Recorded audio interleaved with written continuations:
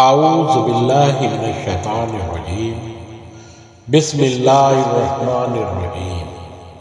حضرت عبداللہ بن مسعود رضی اللہ تعالیٰ عنہ سے روایت ہے کہ رسول اللہ صلی اللہ علیہ وسلم نے فرمایا، اللہ کے خوف اور ہیبت سے جس بندہ مومن کی آنکھوں سے کچھ آنسو نکلے، اگرچہ وہ مقدار میں بہت کم، مثلا مکھی کے سر برابر یعنی ایک قطرے ہی کے بقدر ہو، پھر وہ آنسو بہہ کر اس کے چہرے پر پہنچ جائے تو اللہ تعالیٰ اس چہرے کو آتش دوزخ کے لیے حرام کر دے گا۔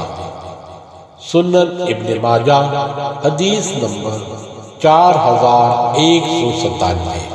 اللہ رب العزت سے دعا ہے کہ قرآن اور حدیث پر چلتے ہوئے فرقہ واریت کی لعنت سے باہر نکلنے کی توفیق عطا فرمائے، آمین یا رب العالمین۔ السلام علیکم ورحمۃ اللہ وبرکاتہ۔